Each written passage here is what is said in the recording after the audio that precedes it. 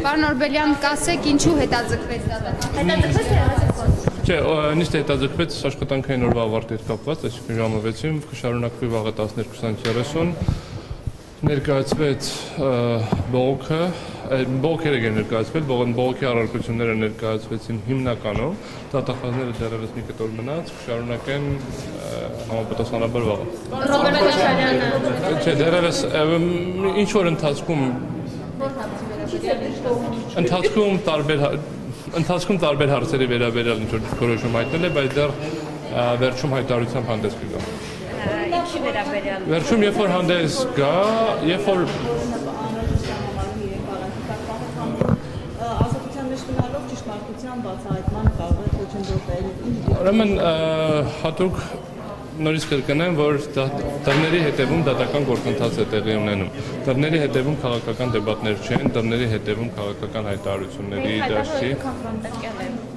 Դռների հետևում իրավական գործընթաց է տեղի ունենում, նույնիսկ եթե ինքը ունի քաղաքական կոմպոնենտ եւ քաղաքական համապատասխան էլեմենտներ, այդ process-ը դռների հետևում իրավական խնդիրներ են եւ երբ որ սասուխաչտրյանը կգաղական չեն բացատրություններ տալու որպես քննիչ այն ժամանակ կքննարկենք, կանչեն չեն կանչի, ունի կարգավիճակ, չունի կարգավիճակ, դա լրիվ ուրիշ հարց է։ Այս պահին մասնակիցներն են դատախազները, պաշտպանները եւ մեղադրելը կամ տվյալ դեպքում մեղադրելը եւ համապատասխանաբար հանդես են գալիս իրենք դատարանը իրավունք ունի հրավիրել քննիչին բացատրություններ տալու համար, այսինքն քննիչը որպես այդպիսի մասնակից չի, ինքը բացատրություններ է տալիս, խնդրեմ։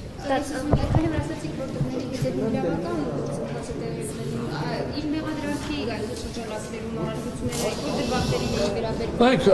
հետևյալն է խնդիրը, մեղադրանքի շրջանակներում առարկությունները որպես այդպիսին այս փուլի գլոբալ առումով քննարկման առարկա չեն։ Չնայած կալանքի հարցը քննարկելիս վճռաբեկ դատարանի մի շարք որոշումներով, մարդու իրավունքների եվրոպական դատարանի մի շարք որոշումներով, գործող քրեադատավարական օրենքով նախատեսված է, որ դատարանը երբ որ կալանքի հարց է քննում, ընդհանուր առմամբ պետք է քննի նաև մեղադրանքի առերևույթ հիմնավոր կամ առերևույթ ոչ հիմնավոր լինելը, առանց ապացույցները ուսումնասիրելու, առանց մեղավորության մասին խնդիր բարձրացնելու, բայց գլոբալ առումով մեղավորության անմեղության հարցը միջդատական վարույթի նկատմամբ վերահսկողության փուլում քննարկվող հարց չի։ Հետևաբար այս շրջանում քննարկում են հիմնականում արդյոք կա նոր խափանման միջոցի առաջին այցանում քննարկում է արդյոք կա նոր խափանման միջոցի հիմքեր, նոր հիմքեր եւ պայմանները կան եւ շարունակում են մնալ, իսկ վերաքննիչ դատարանը քննարկում է առաջին այցանի դատարանի որոշման օրինականությունն ու հիմնավորվածությունը, այսինքն քննարկման առարկան առաջին այցանի դատարանի որոշման մեջ առկա հիմնավորումներն ու պատճառաբանություններն են, արդյոք դրանք համապատասխանում են օրենսդրությանը, չեն համապատասխանում օրենսդրությանը եւ արդյոք դրանով հանդերձ առաջին այցանի դատարանը կայացրել է օրինական հիմնավոր պատճառաբանված որոշում։ Հիմա եթե խոսեմ արգումենտների մասին առանձին, դրանք մի մասը դուք շատ լավ տեղյակ եք, անձեռնամխելիության 301 հոդվածի հետադարձ կիրառման հետ կապված, ուրեմն մի մասը քննարկում, այսինքն քննության, ինչպես պարոն Ալիմյանը երեք եթերներից մեկում ասեց, քննության լրիվ միակողմանի տանելու գաղափարը, այսինքն մենք երբ որ ստացանք նյութերը եւ ուսումնասիրում ենք, տեսնում ենք ամեն մի այցանում բազմաթիվ նյութեր, որոնք բացառում են քննչական կողմի մոտեցումները, ինչ որ արամեկնաբանումներ են տրվում, բայց ամեն դեպքում դատարան չեն ներկայացվել։ Հիմա կգա դատաքննությունը, կսկսվի դատաքննությունը, նյութերը կներկայացնենք, ուսումնասիրենք, կդառնան ապացույց, այս դրա շրջանակներում բոլորին պարզ կլինի, որ փուլում ինչեր են հայտնվել։ Եվ ամենամեծ արգումենտներից մեկը նաեւ մեղադրանքի ոչ հստակությունն է։ Խնդիրը նրա մեջ չի, որ մեղադրանքը ոչ հստակ է, դա շատ կարևոր արգումենտ է եւ դա բերել ենք եւ քննարկել ենք։ Բայց շատ ավելի կարևոր արգումենտ է, որ երբ որ մենք վարույթ իրականացնող մարմին տեղեկացնում ենք, որ հստակ չի, չենք հասկանում, ու չենք հասկանում ոչ թե տեքստը, չենք հասկանում ասենք ասենք հոդվածի կամ 301 հոդվածի տեքստում նկարագրված արարքների եւ պարոն Քոչարյանի կապը, այսինքն պետք է լինի հոդված, որը պետք է նախատեսի գործողությունները եւ ապացուցի, որ գործողությունները կատարվել են անձի կողմից։ Հիմա ինչպես բազմաթիվ անգամ նշել ենք, մի շարք ձևակերպումներ կան շատ ընդհանրական, շրջապատի մարդիկ կատարել են գործողություն կամ շրջապատի մարդկանց կողմից կատարվել է գործողություն։ Ընդ որում չի երևում, այդ հրամանով է կատարվել, գիտությամբ է կատարվել, կապ ունի ընդհանրապես պարոն Քոչարյանը դրա հետ։ Կապ ունեն արդյոք մնացած մեղադրյալները այս գործընթացների հետ եւ այլն։ Փորձ է կատարվում որոշակիորեն խեղաթյուրել բացատրությունները, մոտավորապես որպեսզի պարզ լինի, մեղադրող կողմի մոտեցումը ամեղության կանխավարկածի չգիտակցելու հետևանք ասեմ, թե դիտավորյալ նախախտելու հետևանք է, որովհետև անընդհատ ասում այ դուք արգումենտ եք բերում, բայց կարող է այդպես էլ չի եղել։ Շատ կարևոր է, որ կարող է այդպես չի եղել, արգումենտ չի, քննիչը մեղադրող կողմը պարտավոր է ապացուցել, որ տեղի է ունեցել հանցագործություն, եւ դա պարտավոր է ապացուցել ուղղակի ապացույցներով։ Ինքը չի կարող ասի, դե ինչ որ մեկը մի բան ասեց, դու այդ մի հատ ուրիշ բան եղավ, այստեղ էլ ենթադրում ենք, որ կարող է դուք եք եղել, դե որովհետև դե ոնց որ թե կարող է դուք նախագահ եք եղել, դե ուրիշով պետք է լիներ, դա թույլատրելի ապացույց չի քրեական գործի շրջանակներում։ Դատախազությունը ինչ առարկություններ ներկայացրել մասնապես ձեր ոլորտների վերաբերյալ։ Դատախազության առարկությունները, եթե երկու խմբի բաժանենք, մեկը կրկնում է, որ այս փուլի խնդիր չի, այս փուլում չի, հետո կքննարկենք, հիմա դուք դատաքննություն եք ուզում իրականացնել, բայց դրանից հետո սկսում է մանրակրկիտ մեկնաբանել ցուցմունքները ու փորձում է ցույց տալ այն արգումենտները, ինչ որ ես բերեցի։ Այս մարդը սենց է ասել, բայց կարող է նաև ուրիշ ձև լինի։ Հիմա կարող է նաև ուրիշ ձև լինի չեմ վիճում, բայց եթե կարող է լինի այնպես, ինչպես մենք ենք ասում, ուրեմն նշանակում է անմեղությունը հաստատված է, այսինքն մեղավորությունը հաստատված չլինելու պարագայում, իսկ մեղավորությունը պետք է հաստատվի արդեն այս փուլի մասին չի խոսքը, հետագա փուլերում ողջամիտ կասկածից վեր մակարդակով, հիմա այս փուլում դա չեն քննարկում, բայց մոտավորապես այսինքն կարող է այսպես եղել, կարող է այսպես չի եղել։ Հիմա կաշառքի դրվագով կա հետևյալ խնդիրը, վճռաբեկ ընդհանրապես բողոքարկման ենթակա է դատական ակտի, այսինքն եթե դատարանը որոշում է կայացնում, որ անձը պետք է կալանավորվի, համապատասխան կալանք շարունակվի, համապատասխանաբար ուրեմն համապատասխանաբար այդ ակտը բողոքարկման ենթակա է որոշման այդ ռեզոլյուցիվ մասով։ Ինչը մենք բերել ենք, ասենք չպիտի կալանավորվի կամ գոնե գրավ պիտի կիրառվի, այսինքն եթե այս փուլում ինչ-որ բաներ կասկածներ մնում են դեռևս։ Բայց քննիչների կամ ներողություն դատախազության պահանջը ասում է չէ, բերեք հիմնավորեք, որ ինքը նաև կաշառք է ստացել։ Նաև հաստատ գրեք դատարան ջան, որ ինքը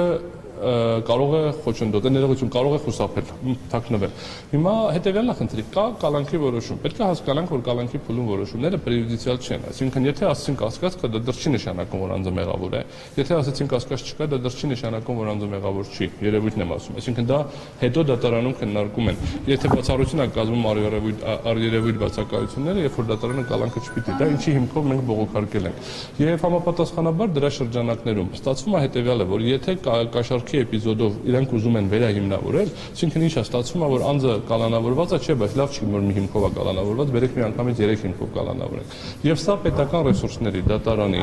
եւ ընդհանրապես դատախազության ռեսուրսների վատնում է, որովհետեւ վերջի-վերջո այս որոշման ռեզոլյուցիվ մասը ինչը բողոքարկման ենթակա է։ Խնդրեմ։ Պարոն Օրբելյան, տեսեք ՀԿՑ-ն իրեն է պնդում։ Ասեք հետո դուք ասեմ, Պարոն Օրբելյան, մամուն գրվեց, հա, որ պարոն Քոչարյանին տեսակցություններ արգելվել է թոռնիկին։ Ես ուզում եմ հասկանալ ընտանիքի անդամների սահմանափակում կա, որ օրինակ այս ворցին չգիտեմ կարող է այցելել։ Կա ընդհանուր սահմանափակում, որից առաջանում են բացառություններ, շնորհակալություն եմ ուզում հայտնել նաև օմբուդսմենին, որ իր միջամտության արդյունքում որոշակիորեն ստացվեց, ստիպված չենք ամեն հարցով բարեբախտաբար հասնենք եվրոպական դատարան։ Չգիտեմ ինչ պետք է լինի 2.5 տարեկան թոռնիկը ոնց պետք է, չգիտեմ, մեր քննությանը խանգարի, բայց ամեն դեպքում կա արգելք։ Հիմա ինչ պատճառով է, ինչ պայման չեմ կարող ասել, մի քիչ առաջ խնդիրը չէ, ուրեմն ընդհանրապես մոտեցումը հետևյալն է, որ որպես այդպեսին արգելք չի լինում առնվազն ընտանիքի անդամների համար, այսինքն կա քննիչ իրավունք ունի որոշում ընդունի հավելյալ սահմանափակում կալանքին բացի, նաև կիրառի շփումների սահմանափակում։ Հիմա տվյալ դեպքում կա ընդհանուր արգելք Քոչարյանի դեպքում, կա բացառություն, որը համապատասխան որոշումով ընտանիքի որոշակի անդամների մասով, ոչ բոլոր ընտանիքի անդամների մասով։ Հիմա ամեն դեպքում կա այս սահմանափակումը, քննիչները կամ դատախազները որ գան հարցրեք, ինչ ոնց կարող է խոչընդոտի, խնդրեմ։ Իսկ ինչից է հիմնականում դժգոհում կալանավորել Ռոբերտ Քոչարյանը, ինչ խնդիրներ կան համար։ Չենք ասենք, ինքը խցում մենակ է, ինքը խցում մենակ է, իհարկե կա, օրինակ որդին, ուրեմն ինքը խցում մենակ է, տրամադրությունը, ինչպես պարոն Ալիմյանը բազմաթիվ անգամ նշեց, այն առաջին օրվանից մինչև այսօր որևէ փոփոխության չի ենթարկվել, այսինքն լավ տրամադրություն, լավ այն իմաստով, որովհետև ինքը համոզված է, որ ինքը ամեղ է, ինքը համոզված է, որ սա քաղաքական հետապնդում է եւ ինքը համոզված է, որ ինքը արդարացվելու է գործընթացի վերջում։ Ինքը համոզված է, որ պատասխանատու անձինք պատասխանատվության են ենթարկվելու սրանից հետո։ Այսինքն իրավական գործընթացների մասին է խոսքը։ Հիմա ինքը խցում համապատասխանաբար զբաղվում է մասնագիտական գրականության ընթերցանությամբ, ինքը զբաղվում է նյութերի ծանոթանալով, Եթե որոշակի հնարավորություն, ոչ թե եթե որոշակի հնարավորություն ունի զբոսանքի փորձում է սպորտով զբաղվել, նաև փորձում է հաշվի առնելով սենյակի կամ խցի ծավալների փոքրությունը, նաև որոշակի, ասենք, յոգայով եւ նմանատիպ սպորտաձևերով, որի համար տարածքի սահմանափակում չկա։ Սնունդը փոխանցվում է, կար որոշակի տեխնիկական խնդիր բացառապես նոր տարվա տոների հետ կապված, քանի որ հանձնուկների հանձնման process-ը սահմանափակ էր ըստ էության մենակ ամսի 5-ին էին, ամսի 29-ից հետո հաջորդ ընդունում ամսի 5-ին էր։ Ուզում եմ բոլորի ուշադրությունը հրավիրեմ, որ այսինքն օրինակ պահածոներ եւ այլն բացվում են, չկա տենց որ փակ դուփով ինչ որ բան, ինչ որ մեկին հանձնում է, խոսքը չի վերաբերվում մենակ պարոն Քոչարյանին, այլ ընդհանրապես։ Եվ հետեւաբար, այսինքն նույն պահածոն չի կարող շատ երկար դիմանալ, որովհետեւ ինքը արդեն բացված վիճակում է հայտնվում։ Պարոն Արգելյան, մի հարցել տեսեք, դուք ասում եք նյութերին է նաև ծանոթանում, այ օրինակ Քոչյանը կիսվել է իր տպավորություններով այդ նյութերում հանդիպել է այնպիսի շոկային դրվագների, սպանությունների, կրակոցների։ Ոչ, պատասխանը ոչ եւ ոչ մի շոկային բան փաստաթղթերում, ինչքան որ մենք ենք որևէ շոկային բան, ինչքան որ մենք ենք ծանոթացել եւ ինչքան որ պարոն Քոչարյանն է ծանոթացել այդ փաստաթղթերին չկա, դեռ շարունակում ենք ծանոթանալ, չնայած որ փիշոնոր անցել է։ Այո, դե երկարացման որոշում չունենք, դուք էլ չունեք տեղեկատվություն, որ ունենանք, մենք էլ որ ունենանք, ձեզ հաստատ բոլորին տեղեկացնելու ենք։ Հիմա համապատասխանաբար սպասում ենք մեղադրական զրակացության, միջև այդ միջնորդություններ հարուցելու փուլն է, հիմա չգիտեմ միջնորդություններ կլինեն, ոնց կլինեն։ Մենք հիմա այսօր եւ վաղը որոշակի քննարկումներ ունենք, նաեւ կախված է կալանքի լսումների հետ կապված ամեն դեպքում որոշակի զբաղվածություն է, զբաղվածություն չէ, գործն է, որ պետք է ամեն դեպքում ներկա լինենք եւ քննարկենք։ Մոտակա մի քանի օրվա ընթացքում մեր միջնորդություններ անել կամ չանելու մասով կքննարկենք եւ եթե կլինեն այլ միջնորդություններ, դրանից կախված պետք է լինի։ Չէ, դուք միջնորդություն ներկայացնեք։ Այո։ Չէ, երկարաձգելու միջնորդությունը մերժվել է։ Խոսքը գնում է որոշակի այլ գործողություններ անելու։ Նախագիծություն նորից ուղարկեք Մենք չենք ուղարկողը, բայց մենք հիմա մենք պիտի քննարկենք վերջնական որոշում ընդունենք, այս պահի դրությամբ նման որոշում չկա։ Պարոն բացի գործը չգիտեմ համության այդ գործիչներ, պատգամավորներ, ինչ-որ Հայաստանի Հանրապետության օրենսդրության համապատասխան օմբուդսմենը, պաշտպանները եւ պատգամավորները իրավունք ունեն տեսակցություն իրականացնել, չեմ քննարկել որևէ հարց, այսինքն եղել են արդյոք ցանկացողներ, եղել են արդյոք այցելողներ, թե չէ, որովհետև իր հետայցելությունների ժամանակը փորձում ենք հնարավորինս արդյունավետ գործի հանգամանքների հետ կապված քննարկել, այսինքն ըստ հնարավորության ժամանակը